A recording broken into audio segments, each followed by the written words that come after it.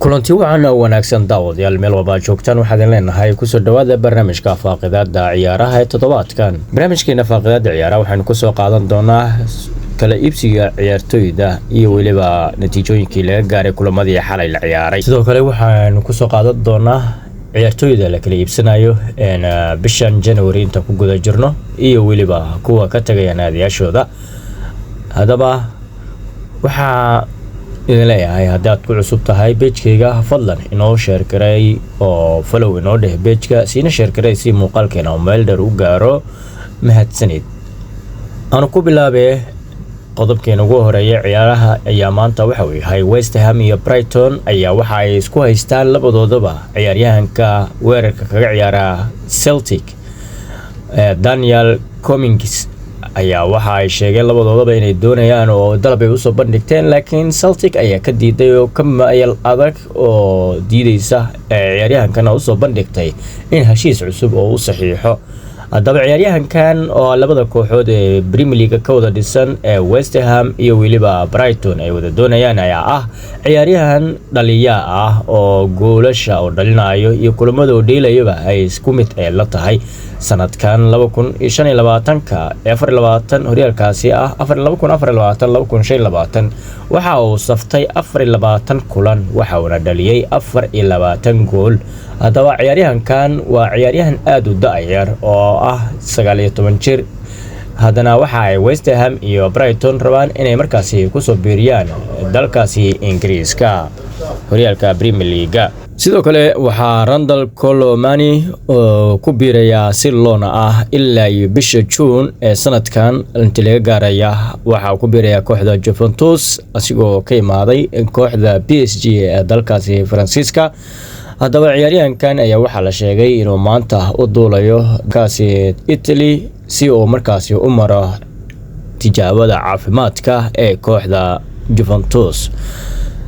sidoo kale waxaa Victor Rizzi oo maanta ama Berito oo u mari doona kooxda Manchester City tijaabada caafimaadka kaasi oo noqon doona ciyaaryahanka dambeedka dhexe ee ka dheela Brazil ugu qaalisan awit ee la gato.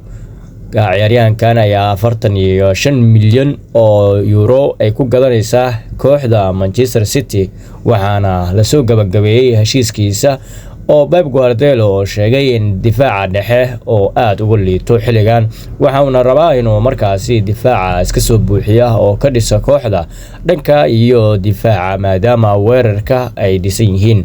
sidoo kale waxa uu sheegay Pep Guardiola inuu doonayo inuu markaasi dhiso kooxda qaybta qadka dhexe maadaama Rodri oo dhaawacan yahay oo dhaawac kaga maqan yahay kadib markii uu dhaawacmayna guul daro lixaad leh ee markaasi la soo wajahday kooxda City. hadaba sidoo kale kulamadaas iyo kuwa kale ayaa markaasi ku faaqidaadi doona kala iibsiga suuqa ciyaartoyda. warbixinadeena soo socda ayaanu markaasi diiradda ku saari doonaa hadduu Ilaahay yiraahdo ee aanu markaasi u gudagalno kulamadii xalay la ciyaaray ee ahaa natiijooyinka kulamadii xalay laga ciyaaray Premier League ee dalkaasi Ingiriiska. ayaanu fooda markaasi waxa ay isdareen kooxda Brentford iyo Manchester City. Manchester City ayaa waxa ay u muuqatay kulankaasi inay markaasi guuldaradii lixaadka lahayd ee soo gaartay ee 13 kulan ay markaasi soo ciyaartay oo laga soo wada badiyay ay iskaga boorka isaga jafi lahayd 2-0 ayay markaasi Manchester City ay ku soo laabatay lugta labaad markii ciyaarta la soo laabtay ayay 2-0 markaasi dhaleysay ay ku hogaaminaysay.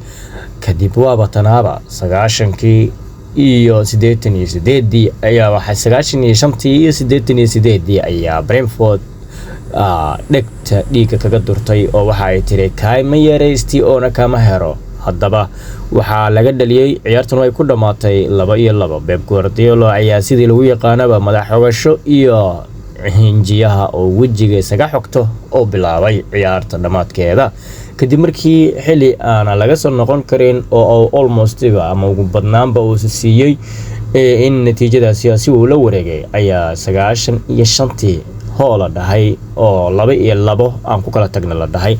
sidoo kale Chelsea oo ayadana 1-0 kambiida hore ama lugta hore ciyaarta ay ku dirtay kooxda ay la ciyaareysay Bournemouth isla markaana ay markaa soo laabteen goosha laga bareejeeyay waana loo sii saaray oo ayaguna 93 ayay markaasi bareejo ka dhigeen oo ciyaartu 2-2 ku dhamaatay. sidoo kale Liverpool oo marti u ahayd kooxda Nottingham Forest oo ah kooxda kaliya ee ka badisay Premier League inta uu socday 2024-2025 ayaa markaasi kaambiyada ama lugta horeba ciyaarta 1-0 lagu diray kooxda Liverpool kadib markii la soo laabtayna ay Liverpool bareejeysay ciyaarta oo ay 1-1 ka dhigtay. Diego Jota oo la keenay 63 ayaa 65 uu goosha dhaliyay.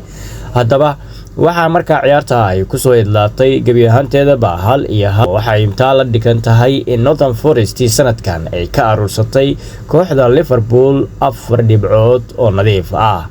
haddaba sidoo kale West Ham iyo Fulham ayaa ayaguna dheeleen. waxa West Ham ay ku badisay 3-2 ayay West Ham ku badisay halka ay 3 gool dhalisay West Ham sidoo kalena ay Fulham ayaduna 2 la timid.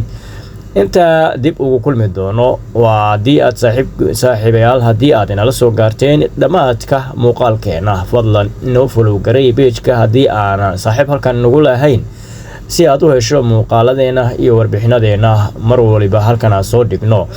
waa saaxiibkiin Maxamed Abuukar Baariyo oo idin leh sidaa iyo nabadgelyo. assalaamu calaykum waraxmatullaahi wabarakaatuh.